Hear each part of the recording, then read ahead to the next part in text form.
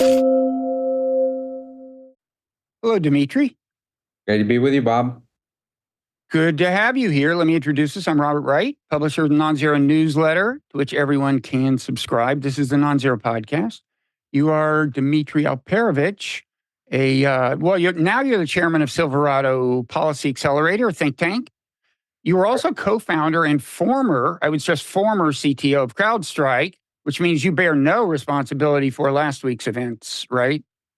Yeah, I've been retired from the company for several years now, so okay. If there's anybody who didn't hear, there was an ill-advised update was sent to many computers, and it wound up causing trouble. But you bear no responsibility. Anyway, you're also the author of World on the Brink: How America Can Beat China in the Race for the 21st Century. I'm really looking forward to this conversation because, for one thing, I've followed you on Twitter for some time, since the invasion of Ukraine, which you predicted a couple of months before it happened, which was before most people.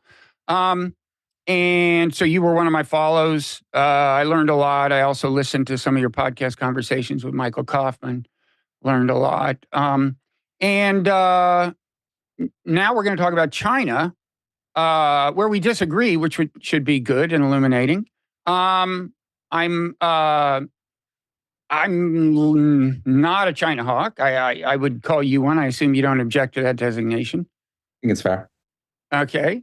I worry about the costs of a sustained Cold War, whereas you think we just might as well dig in and do a good job of fighting one. And I almost get the sense that you think it was inevitable. We're in one. So, when you're in a bar fight, you can surrender or you can choose to fight. I guess you can surrender if you're in a Cold War, right? I'm not for that, but I don't think you have a choice when the other side has picked a fight. Yeah, well, as you know, we weak-kneed doves always surrender in bar fights. So, I'm glad to have that clarified. No, actually, I just avoid bar fights. I just don't go into bars. So let's talk about your position. I mean, let me try to characterize your position, and then you tell me where I'm wrong. The reasons I say you're China hawk are, first of all, you think we should go to war with China over Taiwan if China tries to take Taiwan. We should have a pretty assertive military posture in the region generally, and we should have a very assertive kind of economic policy toward China, especially as it applies to tech. Certainly a posture that China would consider aggressive in terms of denying particular technologies to China and so on. Trying to think if I got that. First of all, is that all right? And are those the main elements, or do you want to say more? I would say the overarching premise is that we need to deter China's attempt to change the status quo over Taiwan and invade Taiwan and cause other problems in the region. And to do that, we need to have as much leverage as possible over China, which means, yes, denying them ability to get independence in certain critical technologies like semiconductors and others. So you're saying it kind of all comes back to Taiwan in a certain sense. I mean, that's the kind of kind of original. That's ground zero of the strategic goals, and the rest flows from that. Well, I think it's a really important cornerstone. But we are in a Cold War with China, I argue, and have been for decades. This is not the first time, because, by the way, who said that first? Not me. It was Deng Xiaoping. Back in the 1980s, when he said the first Cold War has ended, we're now in the second against the capitalist West that is trying to destroy socialism. So they've been focused on this for decades. They've been building up their military long before we woke up to this threat. And while we were enabling their economy, investing in it, providing them with technologies, allowing them to steal massive amounts of intellectual property theft and trade secrets. And now we've sort of woken up to this in the last 8 years and said, well, enough is enough. And now we're actually facing not just a Cold War, but a potential hot war if they go for Taiwan. And we're now trying to rebalance. And this is, a bipartisan position, right? That started under Trump, but continued and accelerated under Biden. There's support in the Democratic Party and the Republican Party to get tougher on China. So this is not, Dmitri's only position. This is now becoming consensus in Washington, D.C. I recognize I recognize for better or worse which way the wind is blowing right now. But the reason I asked whether it really originates from Taiwan is I took you to have larger strategic goals. And I'll read you part of the book. You say the only foreign policy goal in the 21st century that really should matter, this is for the U.S., is avoiding that hot conflict with China while ensuring our country remains dominant on the global stage. By this, I mean preserving our unrivaled geopolitical and economic power. I mean, I consider that pretty ambitious because China has a lot more people than us. They already have aggregate GDP that rivals ours. And if you're saying like in an enduring way, we are going to try to have unrivaled economic power. I mean, I took a lot of the tactics you're recommending or strategies to be in the service of that goal and not right because. Well, go ahead. I would say, just as the last century was an American century, right, where America was the hegemon and ultimately defeated the Soviet Union and became a global superpower.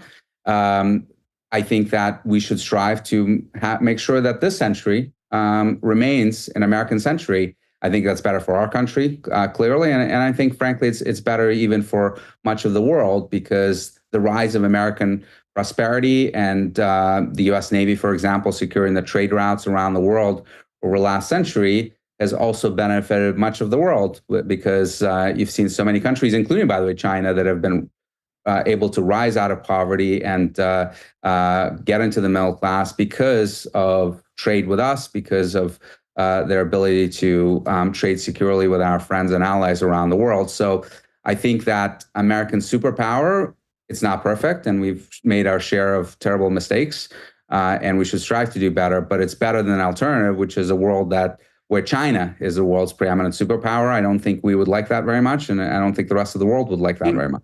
Can you sketch that out? What would be threatening about that?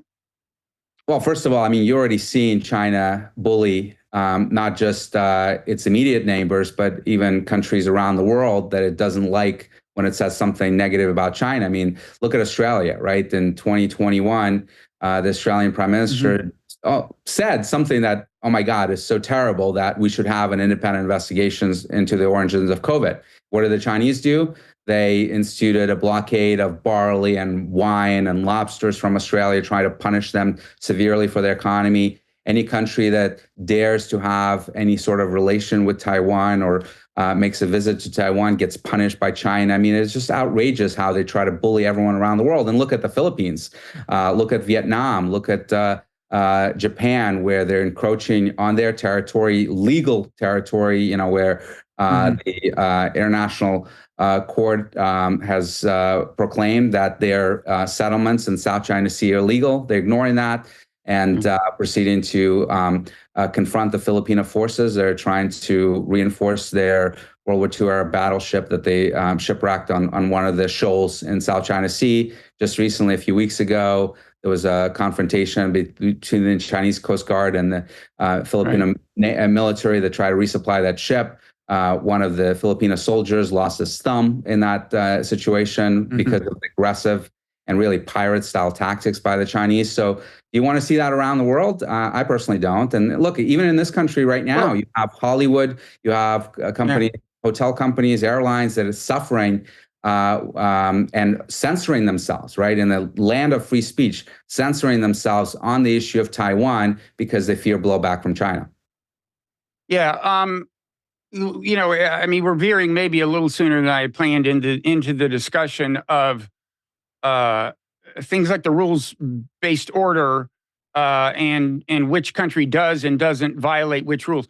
I agree that we are inclined to violate different rules, but if your argument is that we would be a source of global stability and China would not, I would just like to provide the countervailing view on that, which you may have heard. So, you do talk a fair amount about the rules-based order, and you depict America as the upholder of the rules-based order and of international law. You use the phrase and say that China is not. I don't actually use the rules-based order language at all in the book. I don't subscribe to it. I use a security-based order where maintaining global security, I think, in the interest of the United States. Well, here's what I had in mind. You say, indeed, at almost every turn and policy front, the depth, breadth, and scope of China's threat to the global security order and international rule of law is almost impossible to capture. So that's what I had in mind. If I use slightly wrong phrase, okay, but you do say we play by and large by the rules, by international law. China doesn't, right? That's your claim. I think for the most part, that's true. We've certainly violated rules in the past, but I think on balance, would you say that America is a better and more generous partner around the world than China? I think unquestionably most countries would say yes to that. Okay, here's what I'd say, and I work hard to kind of try to imagine how things are viewed on the other side of the table, so to speak, and imagine how America is viewed by other countries, including China. And I would say you do a certain amount of that too, more than many hawks. Like if you talk to Iran hawks and say, well, maybe Iran cultivates a network of proxies largely out of defensive considerations, they say, oh no, you're crazy. Iran's just evil. And I think you agree that actually Iran, some of that motivation is defensive. And actually, and I want to get to this part that I would particularly compliment you on later, you do the same with China. In fact, I came out of your book in some ways less worried about China than I went in, because you do such a good job of explaining how certain aspects of their military posture in their part of the Pacific could well be motivated in large part by concern about ensuring that critical shipping lanes remain open and so on, and that the U.S. military couldn't in a time of crisis shut off the flow of oil or whatever. So I want to take my hat off to you for that. But to finish, what I was going to say is, again, China, they certainly use something they are more likely to push people around for is things like you mentioned, like speech, saying the wrong thing. That's not good. And I think on balance, I'm not sure how effective it's been. In the case of Australia, I'm not sure. But what I want to say is there's various kinds of rules constituting the international order, and especially international law.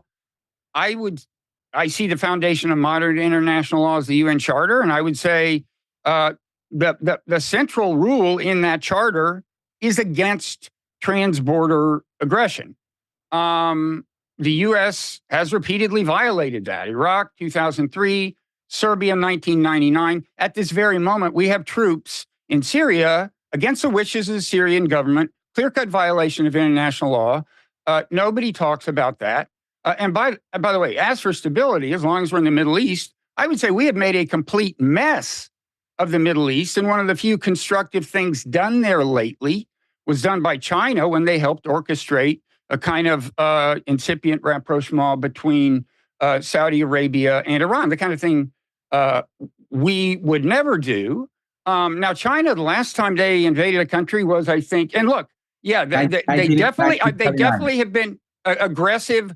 There's the border dispute, that weird dispute with India where you're not allowed to use guns, and so it just seems like super primitive. And there was a dust up not long ago. I get that, but in terms of invading a country, I think the last one was Vietnam in the 70s, and then they withdrew. They were kind of trying to teach Vietnam a lesson. And I just think a lot of people would look at the U.S., including its current supplying of weapons to Israel.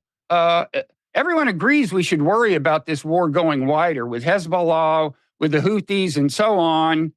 Everyone agrees that those tensions would be a little cooler if Israel would end the war, but the U.S. is supplying the weapons and wouldn't dare threaten to cut it off. I'm just saying a lot of people look at the U.S. and say, A, you have violated the most important rules, and B, you have been a destabilizing force.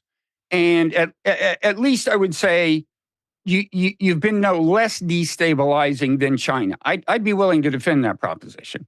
Yeah, I mean, look, you're not going to make me defend our Iraq invasion or other misadventures in the Middle East. Clearly, we've made a lot of mistakes, but I'll just point you to one thing, right? Vietnam, right? We have done terrible things to Vietnam, right? Agent Orange and how many civilians have died in a terrible conflict. just unspeakable tragedies that, was clearly a terrible mistake, one of the biggest in the Cold War, the first Cold War. What is Vietnam doing after all of that, right? After defeating us and taking South Vietnam, what are they doing now? They're trying to get as close as possible to us, to get an economic relationship, a security relationship. Why? Because they're afraid of China. Philippines, they kicked us out in 1992. They said, enough is enough. You've done terrible things in Southeast Asia. We want nothing to do with you. What are they doing now? They're allowing us back in, asking us to get access to their military bases because they're afraid of China, right? Look at what people are doing. And countries in the region are doing in particular, and frankly, countries around the world that want to hedge because they're concerned about China. And by the way, China has border disputes with literally every single one of their neighbors. Russia, they've just settled it, but rhetorically. That's a lot of neighbors, by the way. They have more neighbors. They have more boundaries than any other country in the world, more adjacent countries. The 9-dash line, the so-called 9-dash line that the Chinese government is saying measures their maritime borders, it basically encapsulates the entire South China Sea, right? Plenty of countries there. So there is tremendous concern on the part of everyone. We're not perfect. But if you're, the world is not perfect, right? You don't get to choose, the most wonderful countries in the world. You get to pick from what exists. And many are picking us, right? Japan is getting closer with us. India is getting closer with us. Australia, obviously, Filipinos, etc. So that is the answer to your question, is that people want us to be in the region because they're so afraid of China. Countries in their region are concerned, understandably, because China, first of all, like other rising powers, is feeling its oats and trying to expand its realm of military influence, just as we did. But I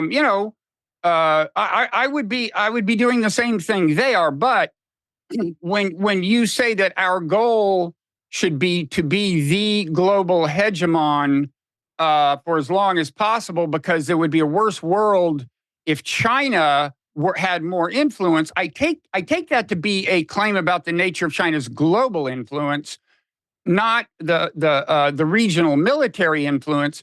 And before you answer that, I actually have a clarifying question about the regional influence. So, as I said, you do work to see things from China's point of view. You mentioned this, the Malacca dilemma. So the Strait of Malacca, one of the busiest shipping channels in the world, and one that is often patrolled by U.S. Navy warships. I'm reading from your book. Now, Chinese leaders for decades have worried about what CCP leader Hu Jintao had called the Malacca dilemma, referring to the lack of alternatives. China has the trade routes that aren't dominated by America and its allies.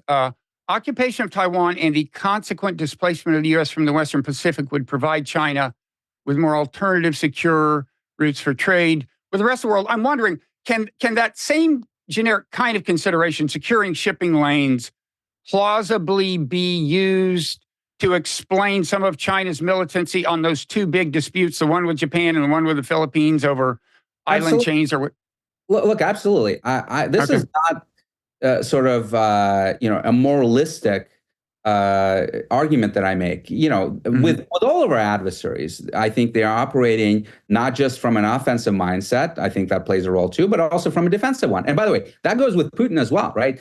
He made arguments throughout the lead up to the war, and even now, that he wants to control Ukraine because he wants to have a buffer state between NATO and Russia. And by the way, there's a historical argument for that, because so many invasions of Russia have gone through Ukraine, from Hitler and Teutonic Knights, and Napoleon went through a little bit through Belarus, but similar path.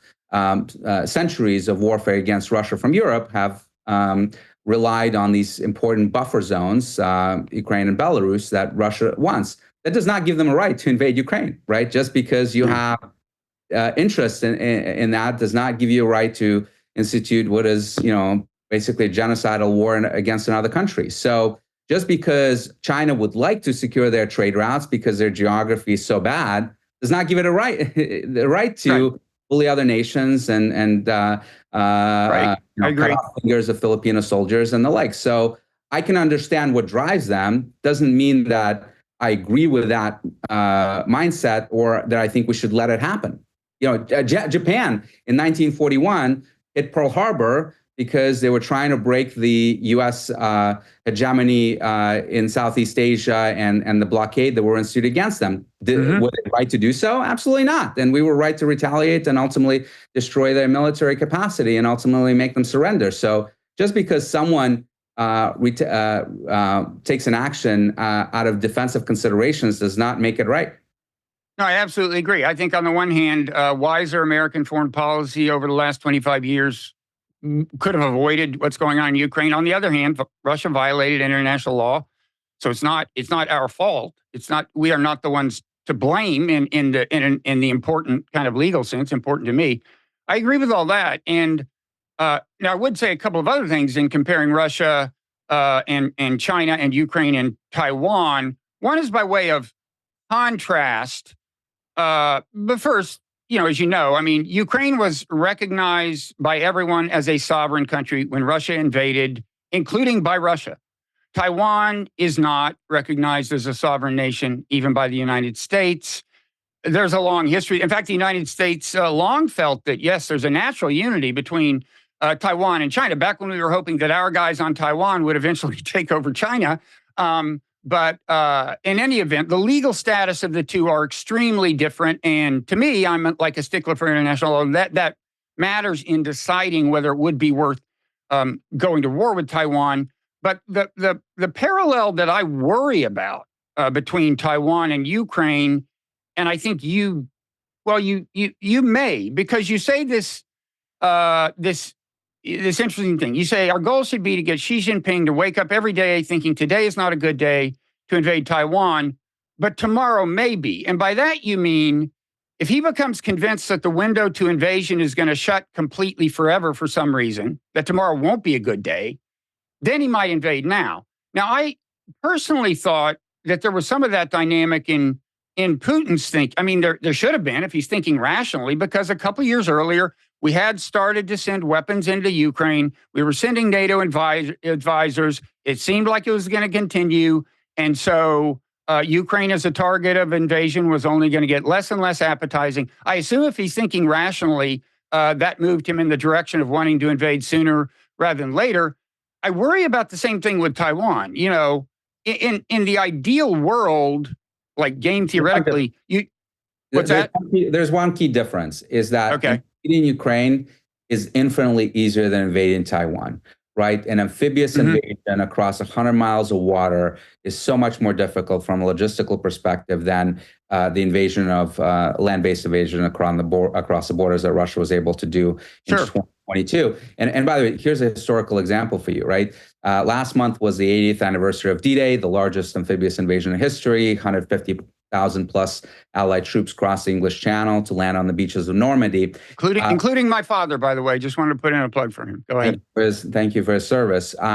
But next month is actually the 80th anniversary of a bigger amphibious invasion, which never took place. It was called Operation Causeway. It was put together by the Joint Chiefs, finalized just 2 months after D-Day, and that was the invasion of Taiwan.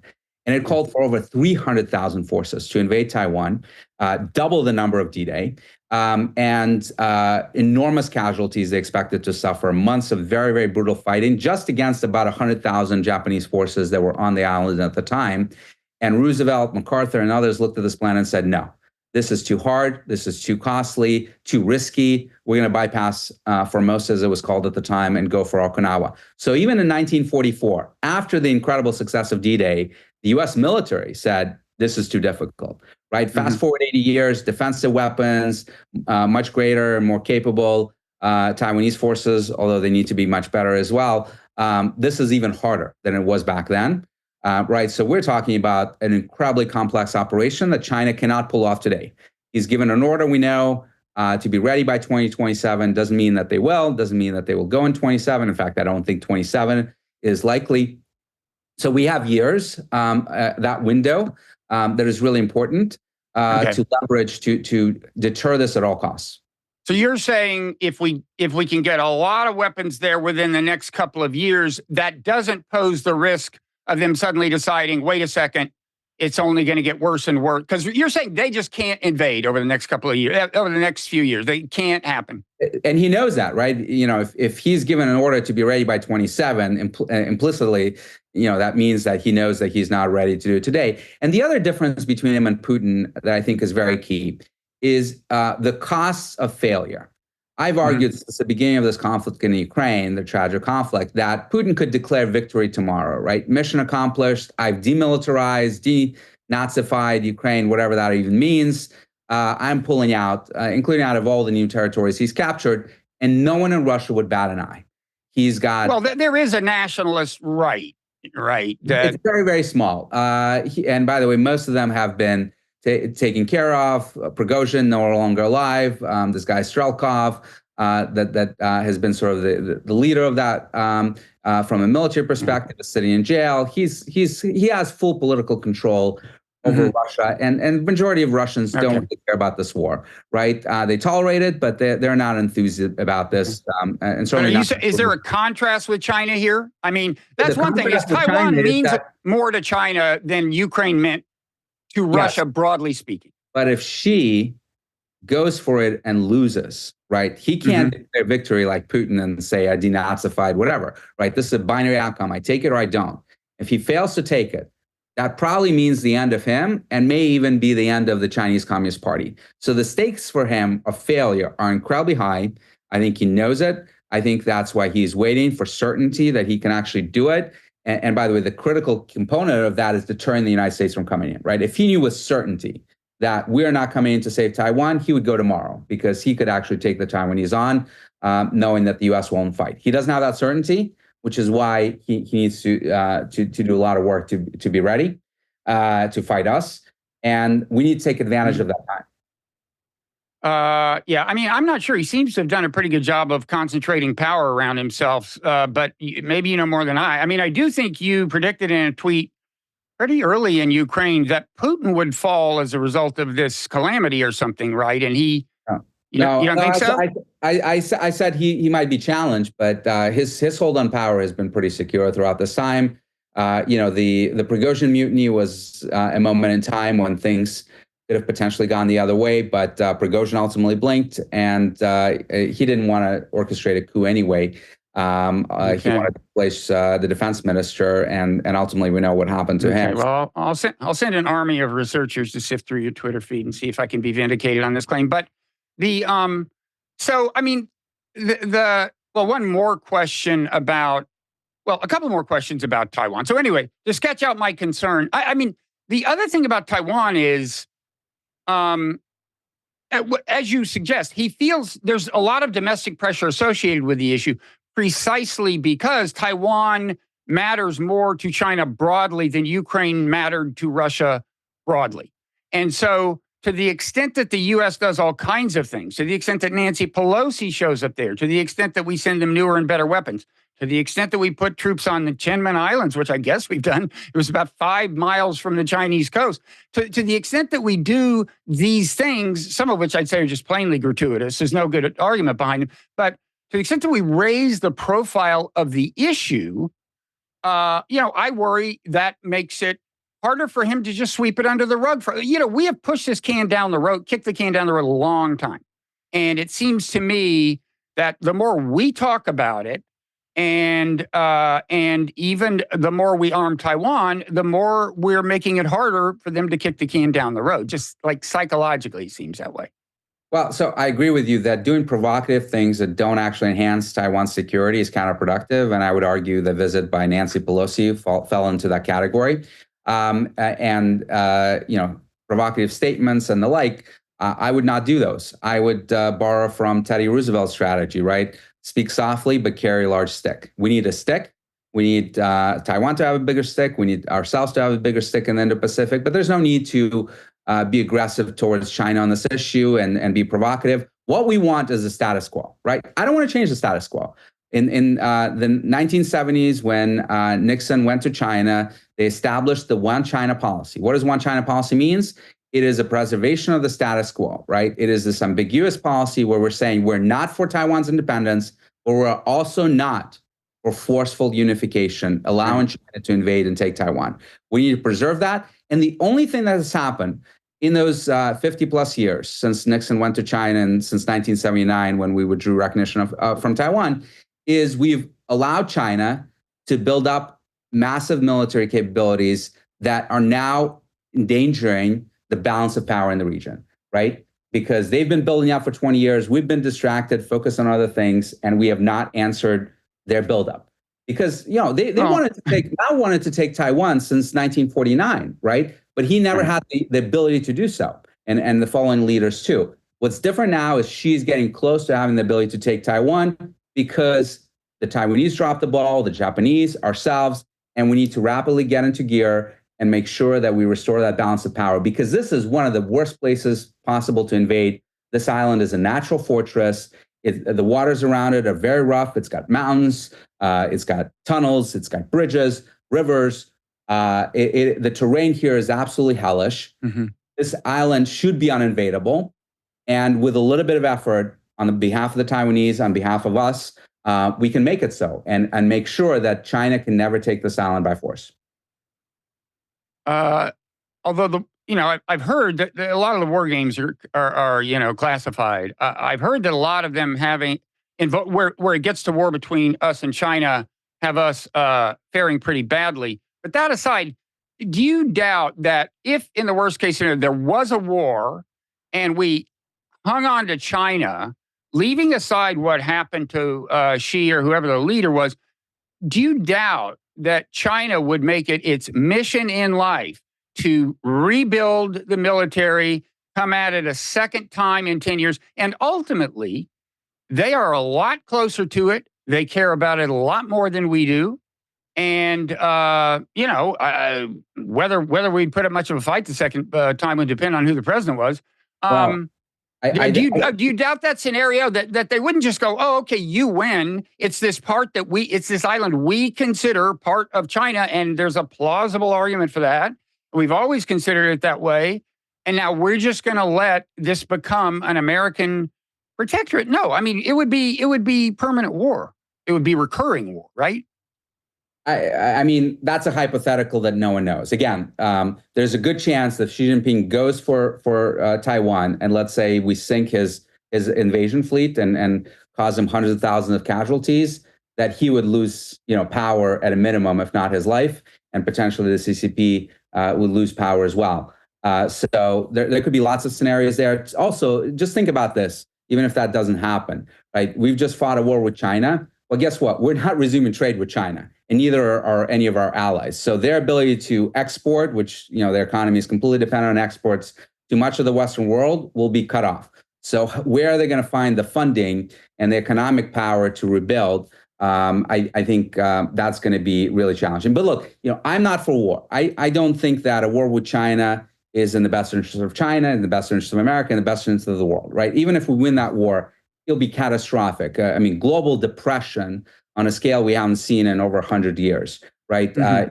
It will be a disaster for, obviously, the region. It'll be a disaster for the American public, loss of life that we haven't experienced since World War II, maybe even before that. So what we need to do is deter this conflict at all costs. That has been the root of the U.S. strategy since 1979. When we withdrew from Taiwan, we passed the Taiwan Relations Act saying that we're going to arm the Taiwanese to be able to defend themselves. We're going to be ambiguous about whether we would come to their aid or not, but we're going to make sure that the Taiwanese have a qualitative advantage over China.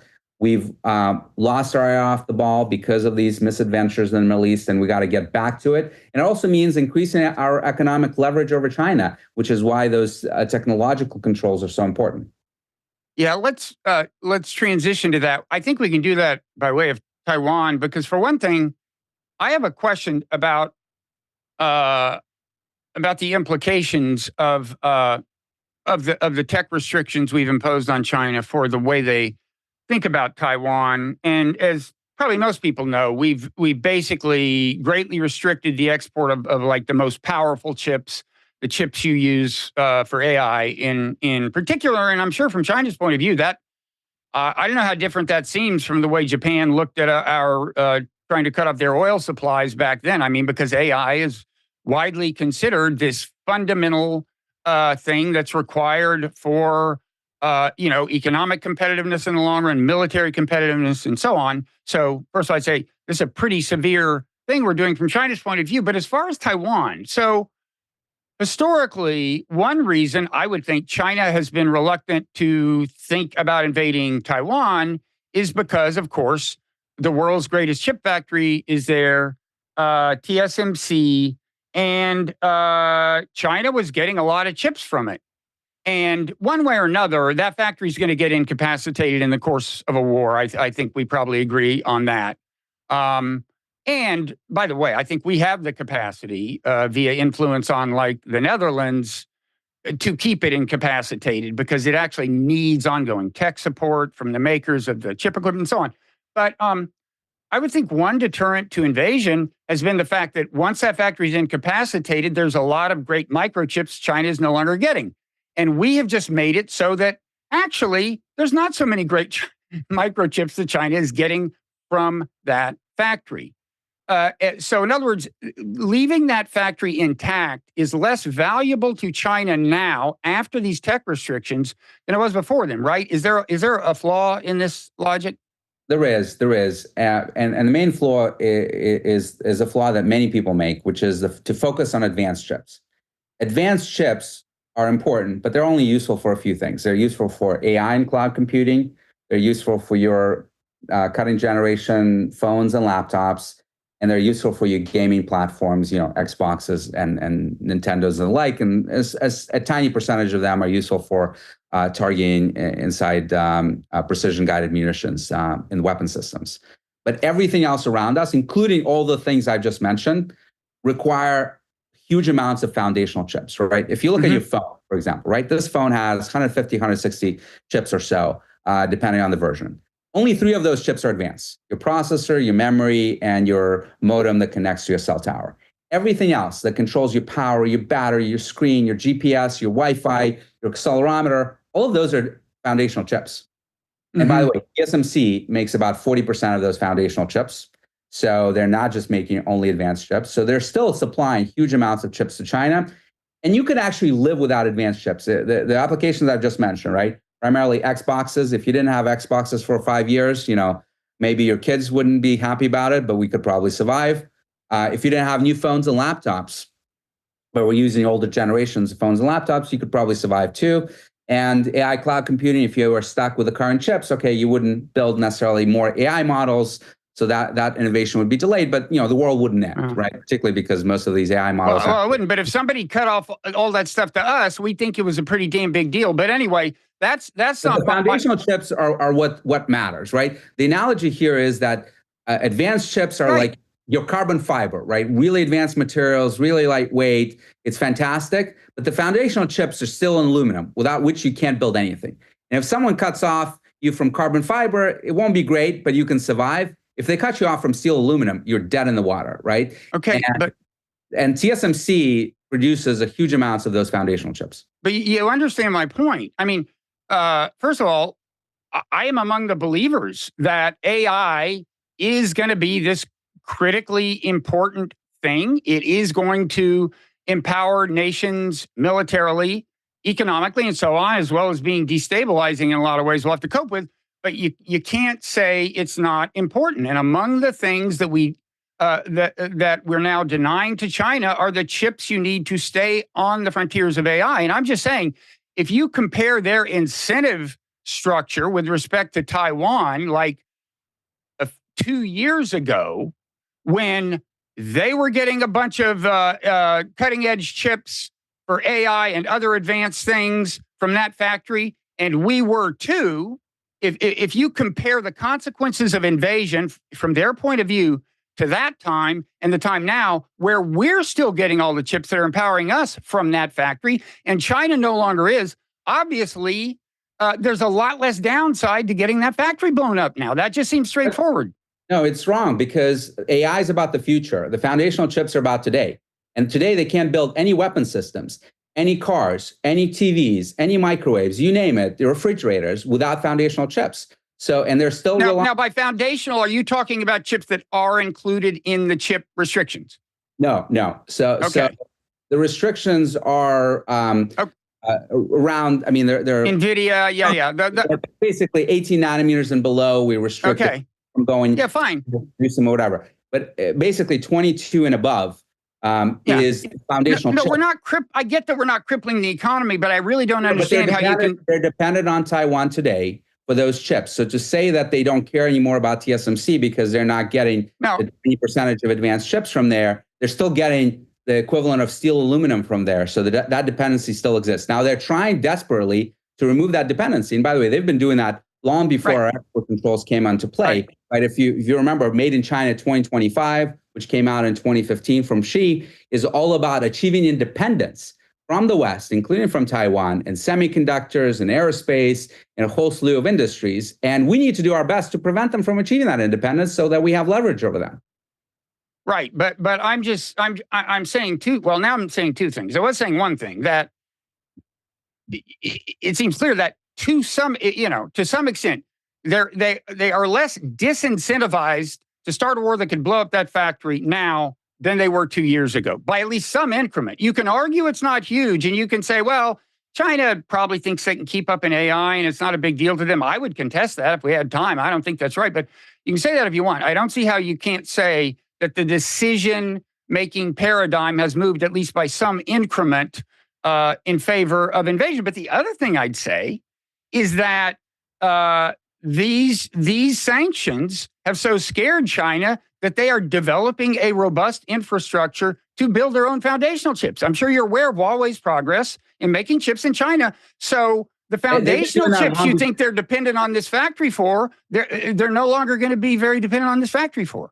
And that's a consequence of our policy. The argument is they've been doing all of this long before. They've been putting hundreds of billions of dollars, both in foundational and advanced, trying to build their own semiconductor manufacturing equipment. Again, Xi Jinping in 2015, the first export controls began in 2021, right? So 6 years prior, he said, I want complete independence of the West in all of these areas, including semiconductors. So this idea that our export controls are driving towards this is just ahistorical, because he's been doing this and focused on this for a long time, and he's continued to be focused on this, and probably he feels like, oh, I'm vindicated because they've done this. But the idea that if we hadn't done those export controls, that he wouldn't have pursued this that's just not historical. Well, I think there's an argument that just showed up in Foreign Affairs arguing that there has been the kind of effect I'm describing, but I haven't really read it, so we can wait and see.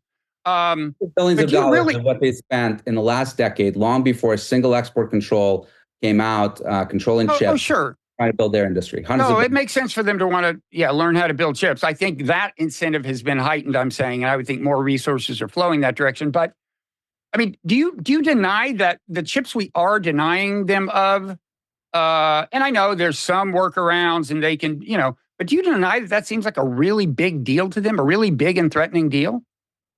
I think it is a big deal for the future. And I do argue in the book that whoever dominates the AI and autonomy space is going to have a huge advantage in this century. And I want that to be America. And I want to curtail China, right? It's about winning the race, ultimately. The title of the book is World on the Brink, how to win the race for the 21st, how to beat China in the race for the 21st century. And there are two ways to win a race. One is to run faster, and we should be absolutely doing that and investing in our innovation. I talk a lot about that in the book. But the other one is to slow the other guy down, and should be doing that as well, because we have all those advantages. In 2015, President Obama said, we welcome China's rise. Well, today, no one in my town in Washington, D.C. is welcoming China's rise, because they're seeing the consequences of China's rise. The bullying behavior, the making America less secure, making our allies less secure, increasing the chance of war. We would have been better off curtailing their... How are we less secure? We are less secure in a military sense, America? Well, because we're on this heightened risk for war with China. And by the way, right, but that's because of the policies you favor. That's not inherent in the nature of China. Come on, Bob. Since 1949, Mao wanted to invade Taiwan. Nothing to do with our policies, right? This has been a long. I understand that. I understand that, but I'm saying you're the one who's saying that the U.S. should go to war over Taiwan with China. I'm saying that if it comes to that, I'm saying that's not an inherent feature. And this gets back to what I was asking, like, okay, these they're being assertive with respect to Taiwan, with respect to these two island disputes. And I said, can all of this be plausibly explained as to some extent, defensive considerations as opposed to like Germany in 1938, and you said, well, Putin's sure, invasion but of that, Ukraine defensively too, right? what?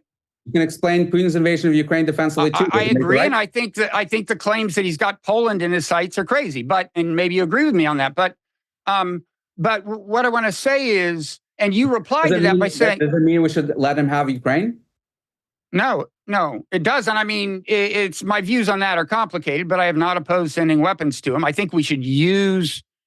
I argued starting in late 22 that we should use that leverage to push Zelensky toward the peace talks, because that was right around the time Mark Milley correctly said things weren't going to get better on the battlefield. We would have been better off if we could have arranged that. But let me just say on China, so I said, well, wait, can all these things be plausibly explained as defensive? And you said rightly, well, yes, but that doesn't give China the right to be a bully. I agree. But the reason I'm asking the question is because some people do take this to mean we're talking about, Germany in the late 30s. They'll get, next stop Japan, next stop South Korea. I don't buy that. You don't buy it. Right. And I wanted to establish that because it gets back to your saying that, when you say we should maintain unrivaled economic and geopolitical power, which I take to mean we should not only seek our own prosperity, but try to impede China's economic advance if it comes to that. So I take that as a pretty extreme kind of guiding light for a policy, and that's what I want to know. Do you see what's that?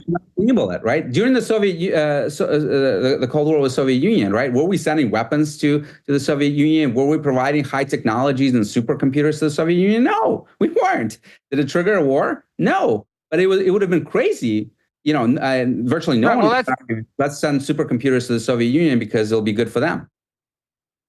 Yeah, well, I mean, this gets to. Just to finish that thought, the reason I want to be clear, you don't think China has these global military ambitions, and I would argue in some places they played a stabilizing role, and I just want to get that on the table because some people do think. Not very well-informed people, maybe, for the most part, but a lot of Americans think, oh, my God, China's going to be in San Diego tomorrow. And I'm just pointing out that if you want to argue that this is this epic global contest with China, you can't rely on that claim. You got to rely on other claims, and you've alluded to some. And that's why I get into the rules-based order.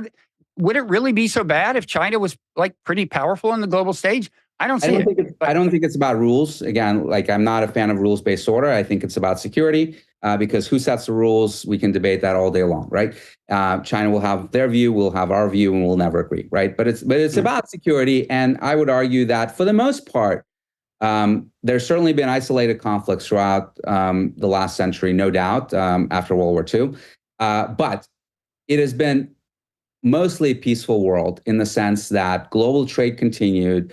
The U.S. Navy protected global trade routes for both American consumers and American exports, and the rest of the world benefited from it, right? The Marshall Plan rebuilt Europe. We've helped to rebuild Japan. We've seen the incredible successes of the East Asia, whether it's Indonesia, whether it's even post-war now Vietnam, whether it's China, Taiwan, Korea, you name it, right? All of these countries have benefited from the involvement of the United States, from the trade with the United States, from the free flow of goods. That has been unquestionably good for them. We've made mistakes, Vietnam, Iraq, you name it, clearly, and they've been catastrophic mistakes and tragic. But on balance, I would say there have been great benefits. There have been public goods provided by the U.S. during its period of global hegemony. There's no doubt, but when I see a country whose population is several times the size of ours, that clearly has a lot of industrious and smart people and is on the rise,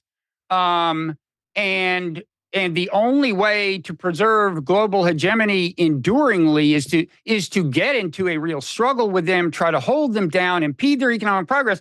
My first thought is, well, can we think about an alternative to global hegemony that preserves the rules of the road and keeps the world stable? And I think it's doable, personally.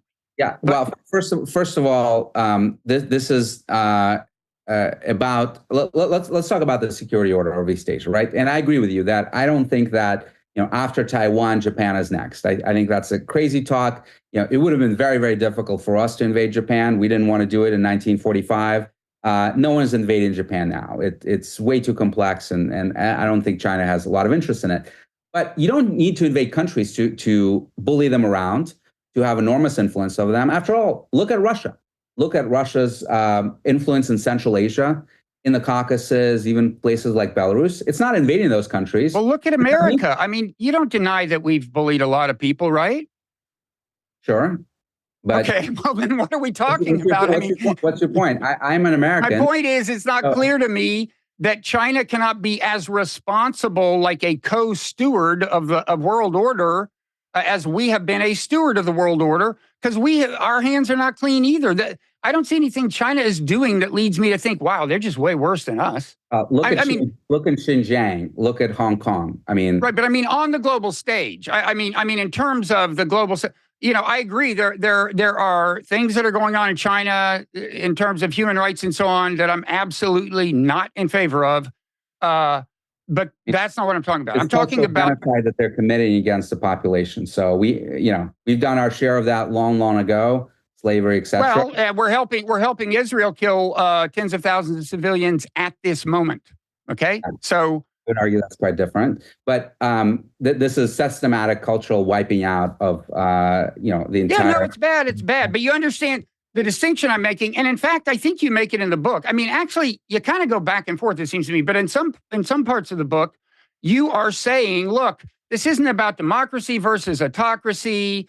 We can't. I think you even say, look, we can't change the internal workings of countries. Let's focus on the big picture. I agree, and I think if you focus on their actual external conduct and look at their external contact, look at South China Sea, look at East China Sea, look at the bullying of Australia, of Lithuania, of all these countries around the world. Look at the behavior in Africa. Look at Iraq, Libya, Syria. We invaded Grenada. But we don't have to have this. I'd love to set aside a whole time for this argument, because I think it's important. But I think you get what the difference. Are you arguing, Bob? I just want to make sure. Are you arguing that China is equivalent to us as a steward of the global order? That they're no worse than us, or I do not see why they cannot be ushered into playing that role. I don't, because what's that? I have no interest in it. They've said so. How do you know that? They don't say that. They want to display us on the global stage. They want to kick us out of East Asia. And by the way, people in we want to strangle their damn economy, and you're in favor of it. How do you think that looks to them? The people of East Asia don't want us out. The Japanese want us in. The Filipinos want us in. The Taiwanese want us in. The Koreans want us in. So you may argue, China will be. I'm not championing military withdrawal from our bases in Japan or South Korea. Takes Taiwan. This is why Taiwan is so important. If China takes Taiwan, we will be pushed out of that region, and all of these countries. No, we won't. Yes, 100% we will. Because why? Why would we have to leave Japan? Japan will want us more than ever. Well, they will want us, but we will not be able to sustain our presence there, because China, that controls Taiwan, that controls the deep waters on the eastern side of Taiwan, that has submarine bases, sonar installations, radar, and surface fleet ports on the eastern shore of Taiwan, will present a devastating threat to U.S. Fleet in Japan, and will force us to leave most. You think they'll actually attack us?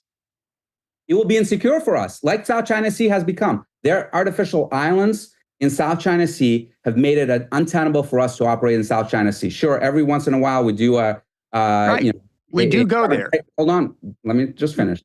We do a demonstration exercise where we go by their islands. If you talk to anyone in the Pentagon, anyone in the PACOM, the minute there is a concern around the threat of China, we're pulling out of South China Sea, because we cannot be present there. Our presence there will be in danger. That will be Japan. That will be Korea. That will be the Philippines. By necessity, the U.S. military will not be able to sustain their presence there, and will push our. But you said you don't think China is going to invade Japan or South Korea.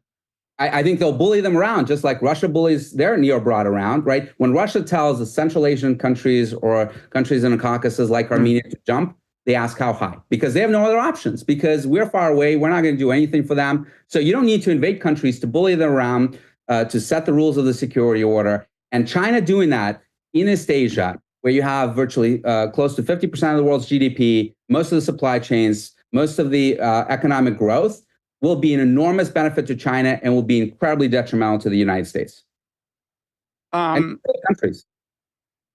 Yeah, I mean, let me. We're going to have to take this into overtime now, which is. But first, I want to say one thing, and that's a part of the conversation that's available to Nonzero newsletter members. And you can do that. You can become a paid subscriber at the Nonzero newsletter. I encourage it, and because we have lively conversations, no one can deny that this conversation has been lively. Do we agree on that, Dmitri?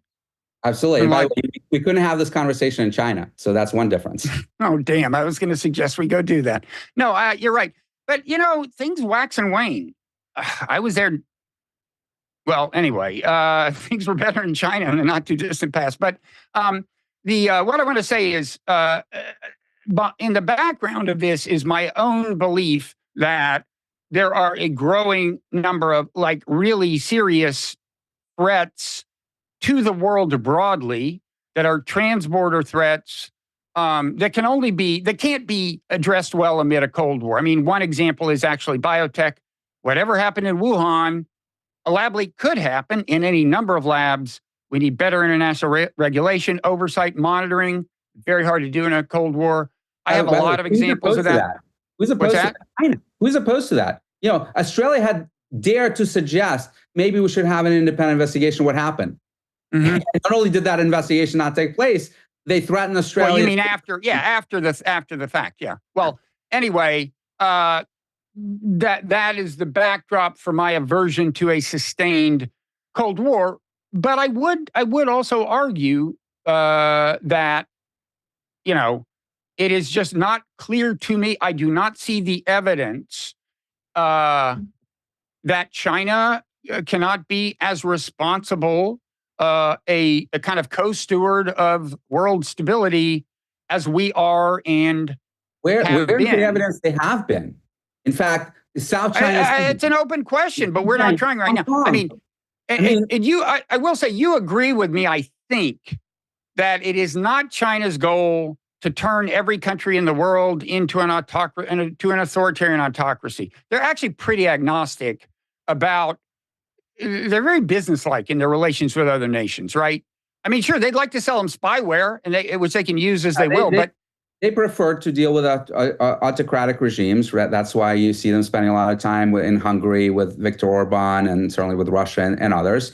That's why you see them building schools in Africa for future dictators to teach them how to control populations, how to do censorship and the like. I think, I think from a business perspective, it's a lot easier to deal with someone where they can bribe the leader, they can get the leader to do whatever they want, right? They preferred Duarte in the Philippines before they got, a different election. So I don't think that they're spreading ideology in a sense that I would say a certain amount of that can be explained as America's war against autocracy becoming a self-fulfilling prophecy. I mean, a lot of the countries they're doing business with are like countries like we've sanctioned and kind of defined as adversaries.